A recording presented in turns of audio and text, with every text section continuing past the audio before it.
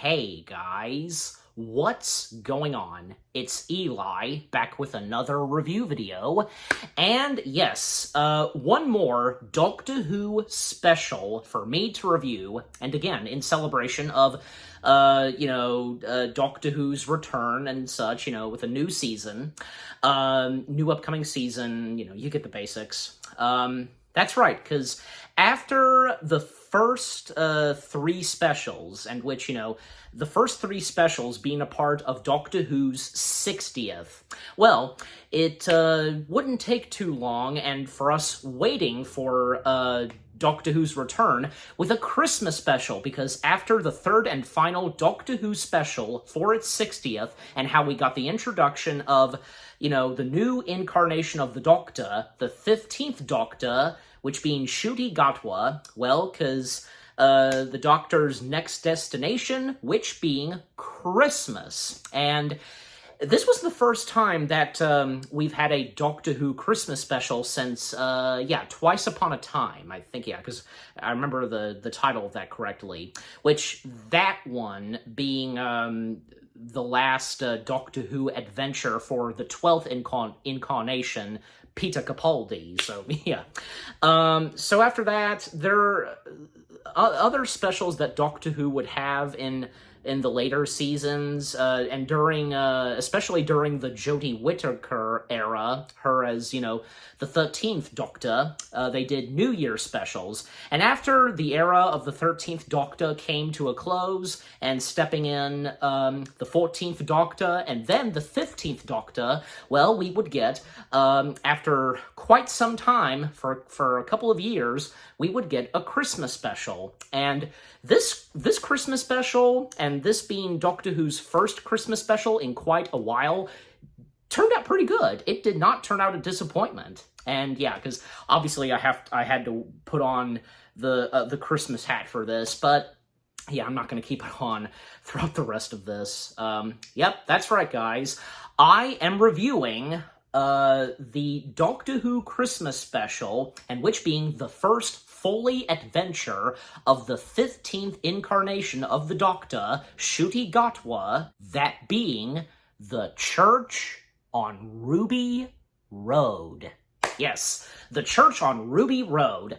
Again, this did not turn out that bad, and for me, and yeah, I've seen a couple of reviews, especially the viewers and such, and that's what I usually pay attention to, not like, say, critics' reviews and such, and my mom too, because she would pay attention to the user viewers and such, their reviews and so on. And I said this to my mom, that those who are not critics, they're the viewers, that's how they're called. It's like they are the critics in a good way, you know what I mean? So I'm sure you do. Even my mom knew what I was talking about. Yeah, and there were some, not just me and my mom, but yeah, others that quite enjoyed Doctor Who's first Christmas special in quite a while, The Church on Ruby Road. What the story had to offer, this being the first Foley adventure of the 15th incarnation of the Doctor, and where Ncuti Gatwa really shines and sparkles as the 15th Doctor, and with a new companion. Yeah, it turned out really good and decent. Not that bad at all. And what Russell T Davies brought to this Christmas special. And I tell you, because some of the Christmas specials that Russell T Davies did, and especially going back to the first ever Doctor Who Christmas special, which that being David Tennant's first Foley adventure as the 10th Doctor, Christmas Invasion, yeah, that was good. That was good. And from there on, ever since then, because Doctor Who would continue on having Christmas specials. And of course, with the exception of having New Year's specials, like I said. But, yeah, so, okay, now I'm taking off the hat. Anyways, the Christmas hat, that is. Anyways, so, The Church on Ruby Road. Okay, so, as always, read the description / the story. Long ago, on Christmas Eve, a baby was abandoned in the snow. Today, Ruby Sunday meets the Doctor, goblins, stolen babies, and perhaps The secret of her birth. Okay, so the Doctor Who Christmas special itself. Well, interesting how this opens, because we get a bit of narration from Ncuti Gatwa, the Doctor, that is, and we see this church and this figure, cloaked and carrying a baby and dropping off a baby at the door of a church and walking off, and sure enough, a priest comes out and picks up the baby and takes the baby in, and we hear the sound of the tortoise as this cloaked figure walks off, and the Doctor stepping out. It's the 15th Doctor, of course, Ncuti Gatwa, and, yeah, because, this being about the story of Ruby. Yep, Ruby Sunday. And, because, after the opening credits, where this time we have, of course, Ncuti Gatwa and new companion Millie Gibson. And Millie Gibson, who plays Ruby Sunday, she's actually 3 years younger than me, actually. Yeah, because she was born a couple years after I was born, so yeah. And she was born right around before Doctor Who officially came back. Yeah, so good for her. And for me too, any 2000s baby born before Doctor Who came back, so anyways. And Ruby Sunday is being interviewed, basically because I'm pretty sure, oh gosh, who was it again? Oh yeah, she's being interviewed by, because she plays herself, Davina McCall. Davina McCall is interviewing Ruby Sunday about, what goes on with her and her being a foster child and such. And, well, Davina McCall basically tells Ruby while they're recording this interview that with what they have, they can take some of her DNA samples and find and locate and trace her actual blood parents. Whether they find her mother, father, anybody that comes from her family. Yeah. And at one point, while they're recording the interview with Ruby Sunday, things start to get a little bit suspicious. Little do the workers know what's going on, because we hear a bit of giggling, we see some creepy hands, and one worker, she drank a coffee and set it aside, and we see this hand moving it on the other side, and we see these hands doing something with the cords and such. We don't know what's going on at first until that one female crew worker noticed her coffee was moved and trying to reach for it, but because there's a cord below her, she trips over it, and some lights start to fall over, and basically, yeah, just bad luck and accidents happening. And we don't know exactly what this is all about, because afterwards, and obviously because after the interview, Ruby Sunday, she was returning from the interview and going home and such. But even before that, because it's obviously, around the month of December 2023, from December 1st, December 22nd to the 23rd and the 24th, Christmas Eve. And during the 22nd and 23rd, what Ruby is doing, I think she's part of this band at this nightclub or whatever, and even the Doctor stepping in, and he has his eyes sight on Ruby, something about Ruby to the Doctor that, well, we don't know quite yet. And obviously the Doctor, no doubt about it, is well aware of what's been going on, strange things, and how, once again, just, we see these hands moving cords and such, just everything, causing, accidents and so on. And it was funny, the Doctor having a little bit of fun at the nightclub and such. He's in a tutu, yeah, and he helps out Millie at one point, well, her character Ruby, I should say, sorry. She almost spilled her drink, and because she was up top of a balcony or something, those kind of nightclubs, what they have, well, he was down there, but it didn't take him that long to quickly get up there and help her and such. Even she was wondering, how you were down there and you came up and such. Yeah, and what the Doctor said to her was funny. And then, the next day on the 23rd, because they were leaving and getting in this, like, Uber or whatever, and the doctor's still keeping an eye on Ruby, and basically, again, this giggling and how we can barely see them, they're causing more trouble, whoever they are, and by, tipping over this snowman on display up top of a building, it was about to land and crash on them, just the headpiece, and the doctor quick enough to, save the day, although someone with a baby carriage, was almost about to get hit by the head of the snowman, and the doctor stopping her, and it lands on the doctor, which was pretty funny. But it was a harmless, like, snowman, like, it wasn't like hard plastic or anything like that, those kind of snowmen, and with that kind of paper material, that kind of stuff. It turned out the woman with a baby carriage, baby stroller, that's the way to put it, there was no baby. It was her Christmas shopping. That was funny. And a policeman approaches, and of course he witnessed the snowman falling down and making sure if the doctor's okay, and, obviously the policeman's going to report this, and asking for his name, and of course he says the doctor and such, and he's just by himself, and, well, it's just him and that blue box, which being the police box, the TARDIS, and going up to the TARDIS, and it's funny, the doctor just has that policeman just see everything, and with that police box, even showing off his new sonic screwdriver. Yeah, the new sonic screwdriver that the Doctor has, the 15th Doctor, it's not that bad. It's fine. It is what it is, well, I mean, it's like, I could think of, say, well, the 12th incarnation of the Doctor had those sonic sunglasses. Okay, so, and at one point, the Doctor tells this policeman that she's gonna say yes, and he's referring to the policeman's girlfriend. She'll say yes on Christmas Eve/day. The policeman's gonna propose to his girlfriend.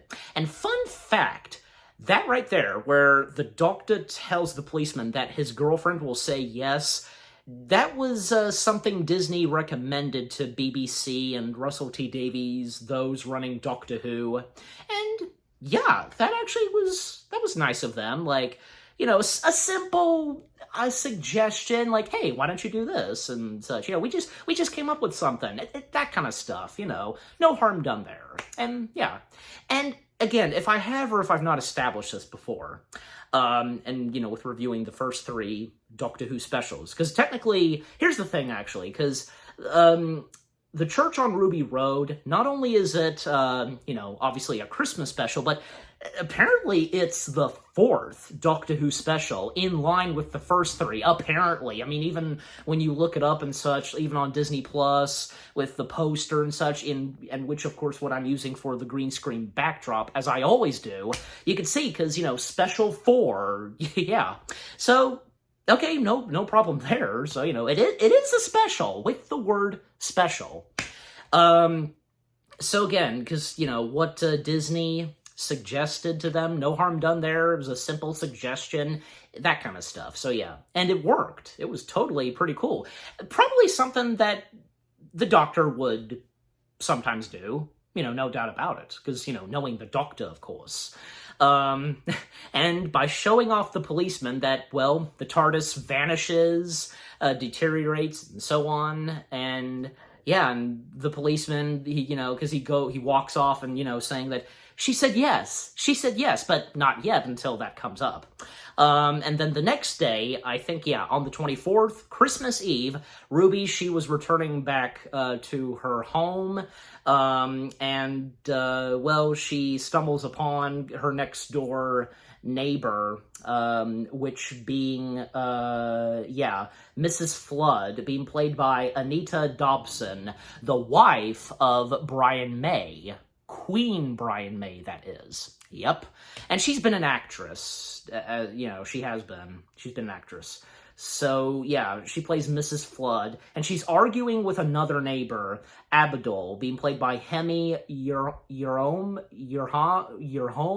if I'm even saying the last name right. You know me sometimes. So, yeah, Abdul, yeah, I'm saying that right, Abdul, is in this argument with Mrs. Flood, even though he didn't do anything, because Mrs. Flood is on to Abdul, even though he clearly did nothing, because a police box right in front of her and right behind his car, Abdul's car. Well, because of the police box, we know it's the doctor. So,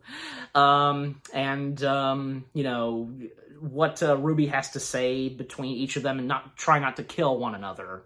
And we once again see one of those creepy hands, you know, green hands, doing something to the shopping paper bag that Ruby has, and basically some groceries that she had, you know, fell below, you know, in the bottom of the now ripped shopping paper bag.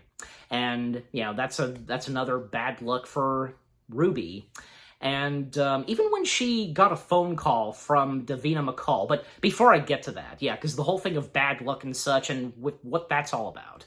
And at her home, because, well, again, she is an adoptive child, and we see her foster mother, Clara Sunday, being played by Michelle Greenidge, yeah. And Clara's mother / Ruby's adoptive grandmother, foster grandmother, I guess you could say, whichever which. Cherry Sunday, being played by Angela Winter.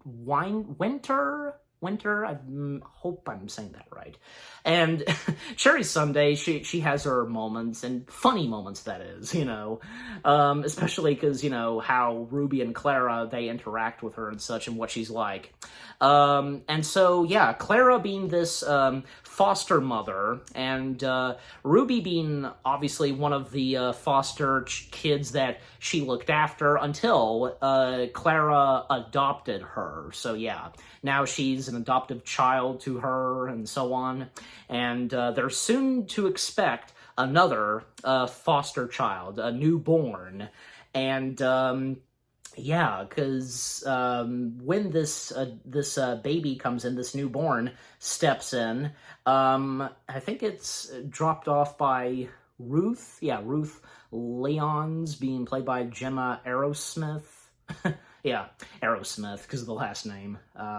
Yeah, bringing in this newborn. I think, yeah, Lullaby, I'm pretty sure. And what Clara and Ruby, what their first response is on that name, I don't think they like it at first. And it turns out, with this newborn, Lullaby, you know, I think, yeah, I hope I am saying that right. This newborn is Clara's 33rd fostered child. Yeah, she's been up to 33 adoptive kids that she's looked after and such. That's insane. And how she's got all those pictures of those 33 foster kids on her refrigerator. Yeah.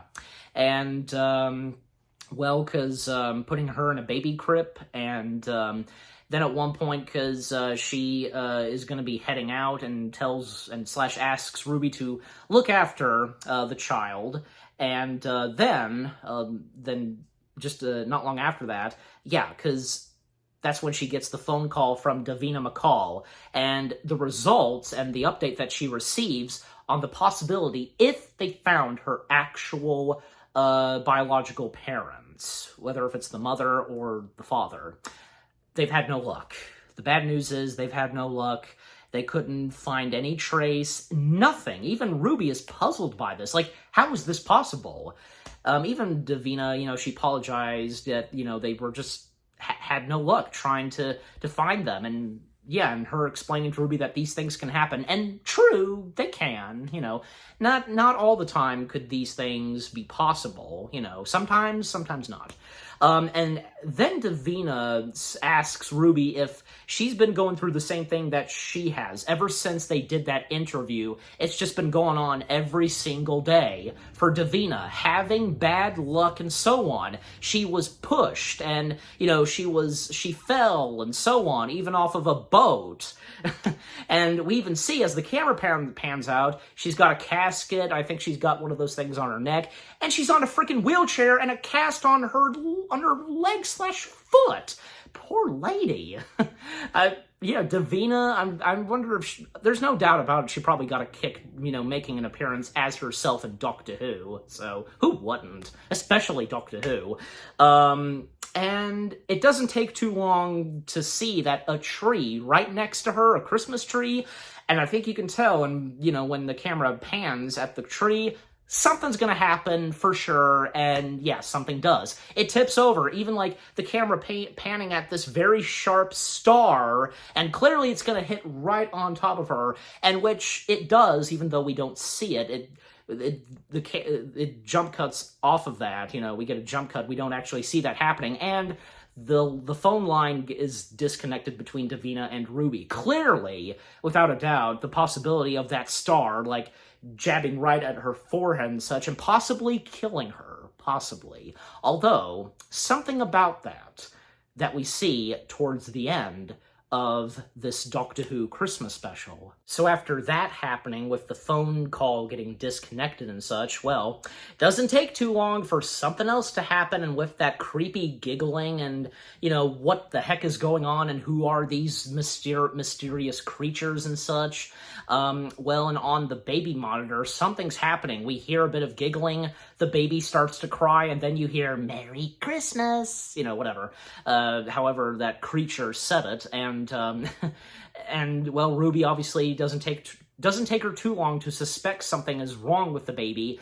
and going up to the crypt, the baby's gone, and her looking for the baby, and up until she finds this picture that was taken, where this face of a creature is on this picture, and she's wondering what it is, and then she can see up top of the roof, that, obviously the baby went up there. Someone took the baby up there, and her going up to the roof and such, and she can see who is taking this baby. These little small green creatures with, pointy ears, and they're hissing at Ruby at one point, and Ruby going on saying, "Did you just hiss at me?" and such, and they rope up the baby in her basket, and it goes up, and they go up this ladder, and Ruby then holding on to the ladder, and then we see the Doctor chasing after Ruby, and with her holding on to the ladder, and basically we find out what those creatures are, and when he makes a huge jump and,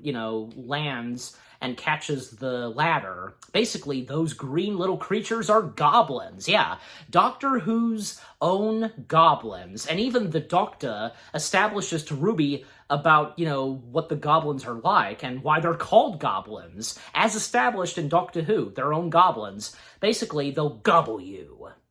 The best way to put at it. And yeah, it kind of makes sense. Goblins, gobbling, yeah, totally works. And again, for Doctor Who's own version, their own version of goblins, and how they establish goblins. Well, and take, for example, Harry Potter's, goblins, the Wizarding World's version of goblins. They're completely different than the goblins at Doctor Who, you know what I mean? So, totally different. And so the Doctor talking to, Ruby about the goblins and such, and how he whips out gloves, and they're intelligent gloves, and he made them he made the gloves himself. Yeah. And by putting them on, and they can power up because you can not feel any weight and such, you're light as a feather. Best way to put at it.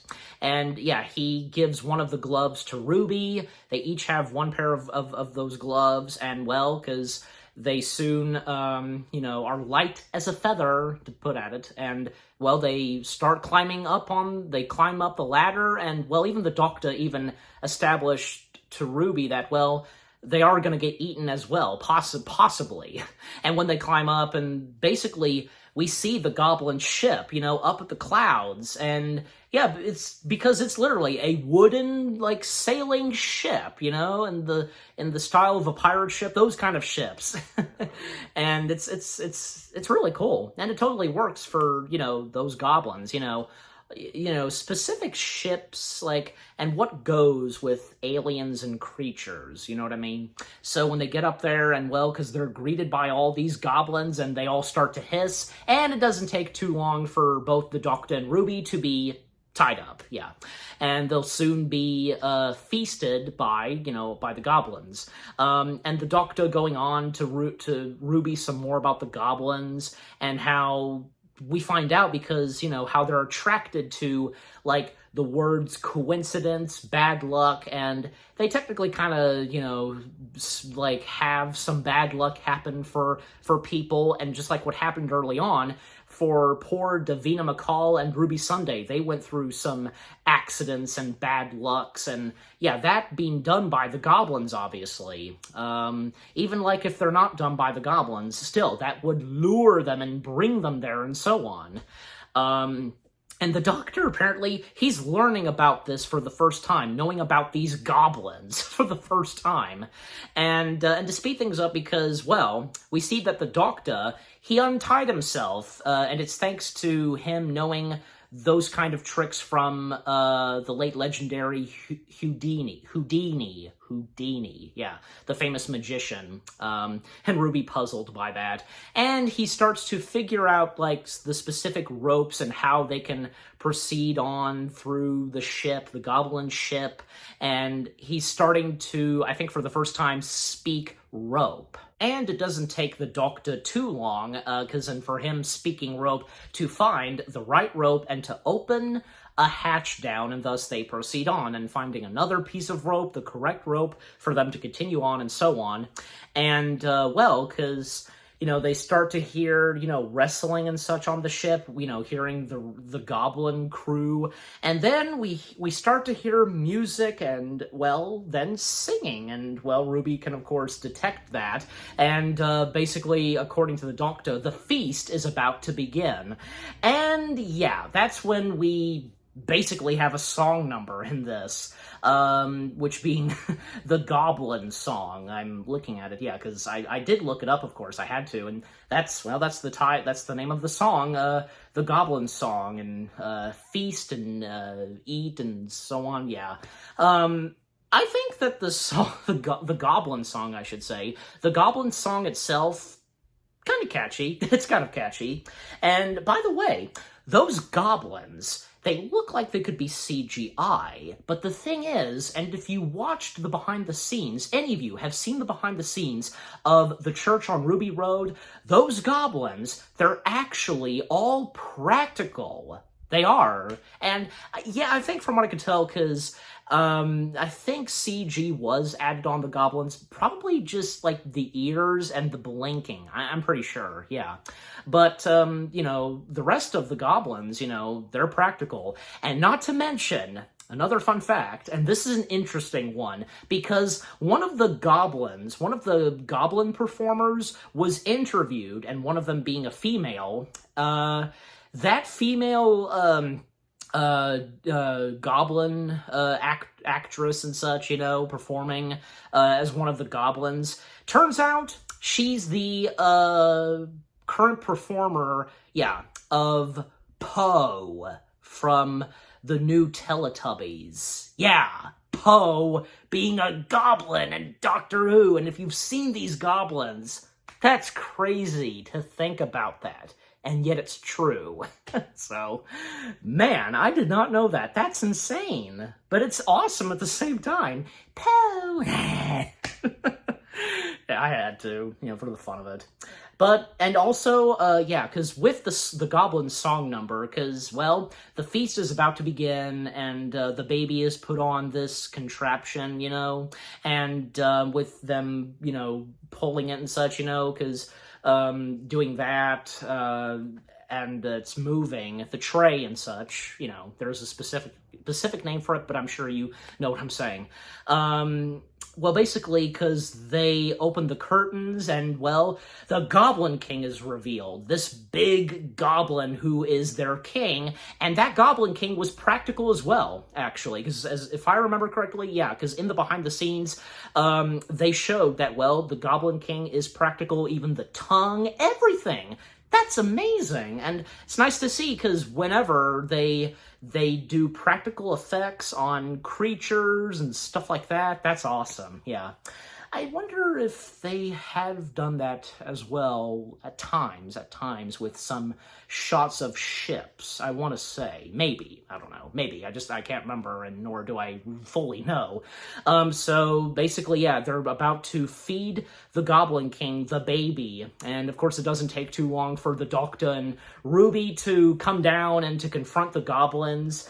And they start to sing as well. And, yeah, basically, because the 15th Doctor and Ruby's Goblin King song, and because I had of course looked that up too, along with the Goblin song, and that's obviously that's the name of it, and it is pretty funny. And I remember when my mom and we were talking about the Doctor Who Christmas special and how she felt, because when she watched it and the aftermath of watching it and how she felt on the Goblin song, and when they started to sing, the Doctor and Ruby, well, I think she wasn't really that into the Goblin song part, but when they started singing, the Doctor and Ruby, yeah, she got a kick out of that, and it was funny. It was funny, that kind of stuff, and here's the thing, I do know this for a fact, Doctor Who, in the past, kind of, just a little bit, did have some songs, one or two songs. Like, most notably, I can think of that one song, and if any of you would know this too, in the earlier seasons of Doctor Who, and especially during the era of the 10th Doctor, it was this song called You Put the Devil in Me. Yeah, if you know about that song. It's a pretty good song, actually, very catchy. And thus we have this one, so, yeah. And besides, like, heck, Star Trek and Star Wars, anything else science fiction, they at times would have some, aliens and creatures, like, perform and dance, right? And best example, Star Wars. Give me a break. But continuing on, because after that, and as they're singing, they're obviously plotting an escape, and because once they start to finish with their singing, that's when they lower down on a rope, and the Goblin King roaring, and they return safely back down and to the apartment building. And, it seems like that, the goblins kind of have been defeated for right now. And, the baby is safe and sound, and, because what happens next is, Ruby's foster mother, adoptive mother and such, Clara, comes back, and even the Doctor getting to meet Cherry Sunday, and nice to see, because, it doesn't take too long for Cherry and the Doctor to hit it off and get along and such, and Clara meeting Ruby's friend, the Doctor, and, of course, every time, like, when someone new meets the Doctor, and when he introduces himself as the Doctor, just, what was his name, and that kind of stuff, because and even, like, the Doctor and Ruby, they're still suspecting some things on the goblins and figuring out the clues and math some more on these goblins, and, even by saying the word coincidence, or, like, bad luck, or whatever, most notably the word coincidence, and almost like, causing a lampshade to fall over, giant lamp, almost falling to the floor. They caught it on time, and Clara even noticed a photograph of one of those goblins, and the Doctor was quick enough to say that of that picture it's a toy, the face of a toy, and Clara even saying that the baby's too young to have toys, and for right now, of course, then because Clara starts saying the word coincidence and such, because there is some thunder and clapping outside, and, that's the sign of the goblins. And then the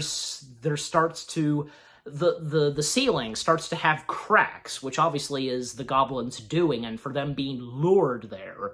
And the Doctor following the trace of the cracks, eventually it does stop. And once he, steps back into the room and such, and checking on them, make sure they're all right and such, and, because the goblins, by this point, they disappeared, they're gone, everything's okay now. the Doctor then slowly but surely starts to realize that someone is not in sight. Clara, the adoptive newborn, are there, so is Cherry, but where's Ruby? Where the heck is Ruby? She just, like, disappeared like that instantly, and the Doctor starting to slowly but surely realize what the heck is going on.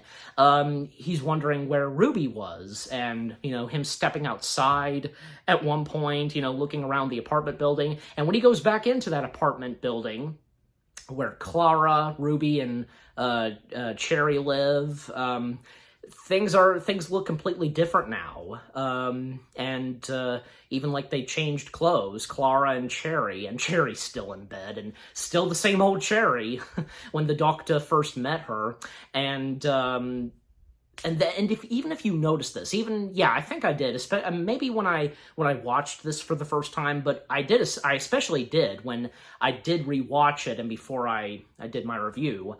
Giving it a rewatch, that is, and right before I did my review. If you notice on the refrigerator, and early on, because on the refrigerator there were 33 pictures, well, actually 32 up to 33 pictures of all the foster children that Clara was looking after, and like if you notice it the first time, all those 33 pictures on the refrigerator are missing. They're gone. They're not there. Something's up, and how some of the rooms are completely different, with different decorating and furniture and such, and nothing that is Ruby's. Like, her room is completely different and such, and the newborn baby, Lullaby, she's still there. Clara, looking after and taking care of the newborn, and this being apparently her first foster child / newborn that she's looking after. She just got started, and well, because she, according to her, she wanted to make money, and the Doctor then realizing that, of course, something obviously happened, and obviously this has to be the doing of the goblins, and questioning Clara, where is Ruby, and telling her everything about Ruby, and the same goes to Cherry about Ruby and who she is. And, of course, they have no idea who the heck Ruby is. And even at one point, Clara starts to cry, even when she's talking about the whole thing of her being a foster mother and so on. And then the Doctor starts to cry too. And even early on, he even slipped out saying that he's adopted. He mentioned that to Ruby and Clara. And when Ruby was still in sight, okay? And, well, the Doctor, because he figures out that basically the goblins went back and stole Ruby when she was still a newborn. And so the Doctor time traveling to when Ruby was first dropped off at the church when she was just born, and like we saw in the opening of this Christmas special, the Doctor showing up. That's where it was, and we see that. Now we know. And yeah, it's insane. And because, well, after her actual mother, hidden under a cloak, she left her daughter at the church, and when she walked off, well, the goblins, they step in and they start to snatch baby Ruby. And, well, it's up to the Doctor to stop and defeat the goblins by using those intelligent gloves, both of them, and pulling down the ship. And by pulling down that ladder and pulling down the ship.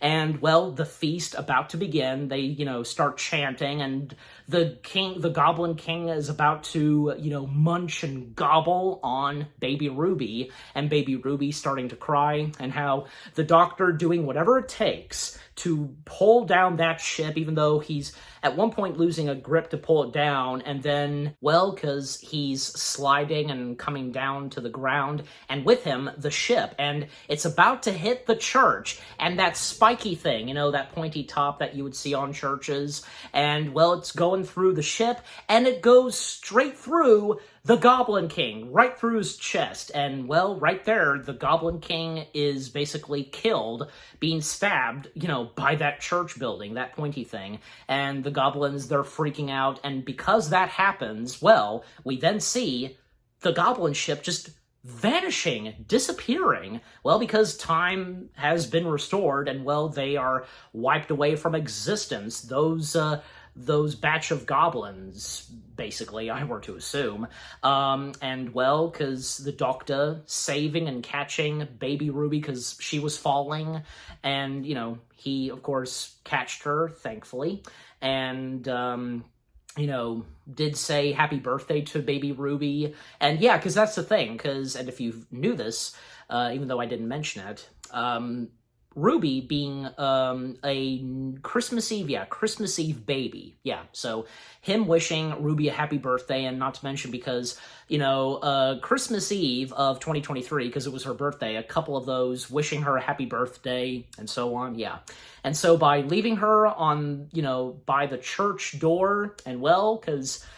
and from there on, her being brought into the church, and what would come for Ruby, in the future. And, well, the Doctor returning to present day, and everything is fine now. Everything's restored. Ruby is exactly where she was and the last time the Doctor saw her, and still in that, red shirt. And not to mention, because at one point the Doctor did save Davina McCall's life, because, yeah, we see, while she's still on the phone with Ruby, and with that tree coming down on her, the Doctor caught the tree and saved Davina, and wished Davina a Merry Christmas.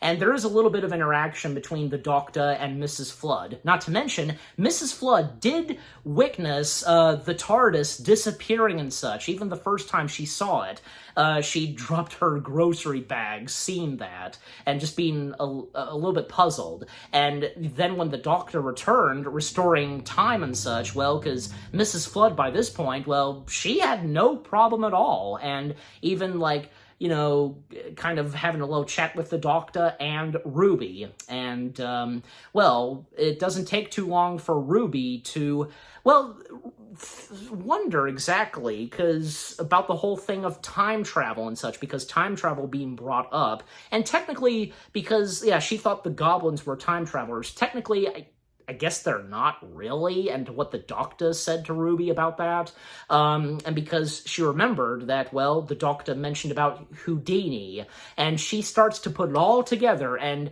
she starts to wonder and think if the Doctor is a time traveler, which he is. So thus, she leaves her apartment and, going off to find the Doctor, and she doesn't know where he is. But then Mrs. Flood points out to Ruby, and because Ruby asked Mrs. Flood if she had seen the Doctor, and with, the blue box and such, and, well, Mrs. Flood pointing out to Ruby and such, she's sitting outside on a chair bench, a bench and such, chair, yeah.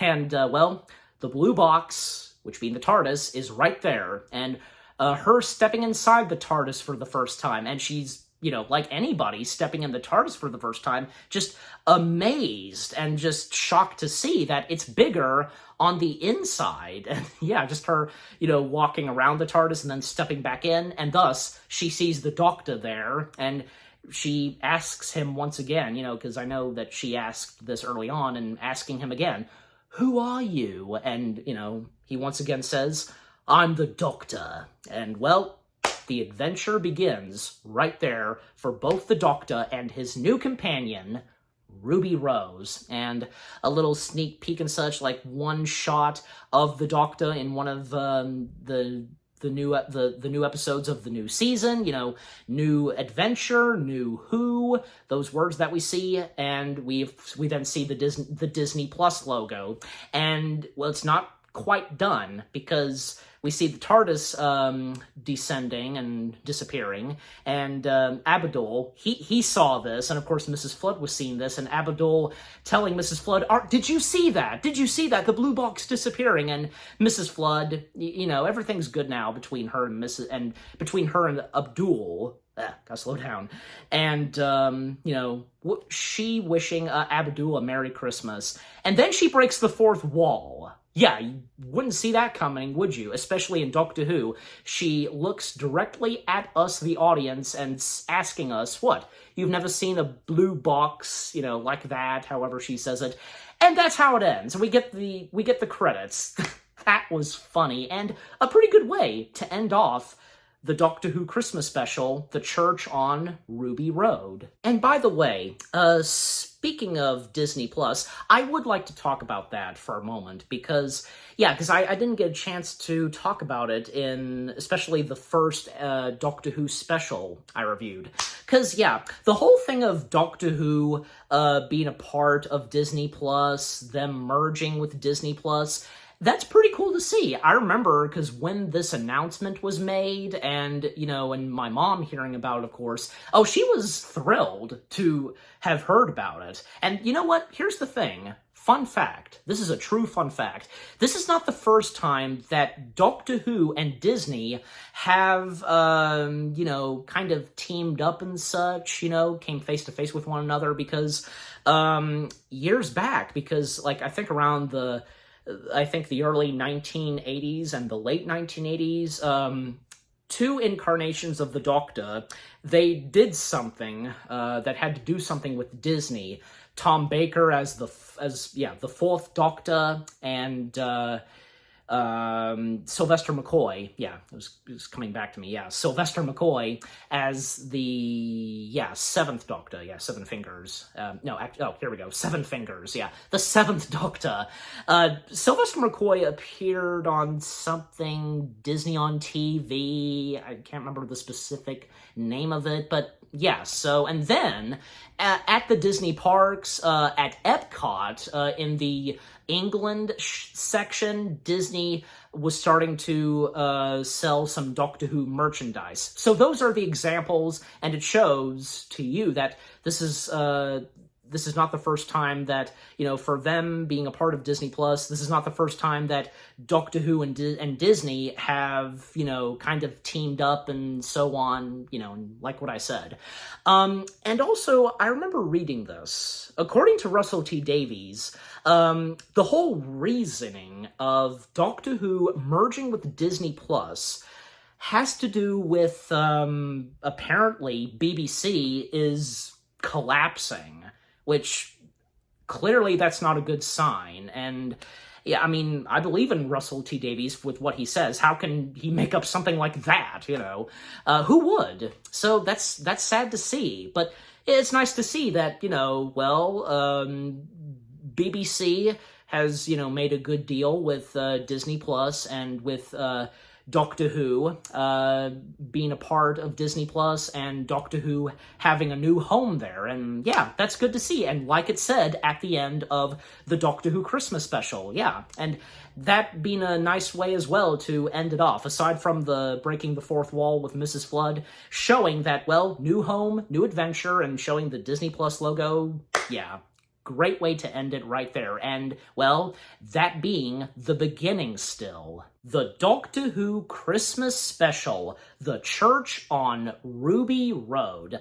What a great Doctor Who Christmas special this turned out to be. And again, for this being the first Doctor Who Christmas special for quite a while since, the last one, which being Twice Upon a Christmas, great to see. And the story for the Doctor Who Christmas special, The Church on Ruby Road, was good, not that bad. The introduction to the Doctor's new companion, Ruby, and with new additional characters, and this being the 15th Doctor's first fully adventure, and Ncuti Gatwa, his first full Doctor Who story / episode, need I go on? And with the introduction of a new batch of monsters / creatures for the Doctor to, face off against, which being the goblins, they were really cool too. And scary, of course, as any of the Doctor's enemies / monsters, all of them. Maybe not all of them, but still, just them being terrifying and scary.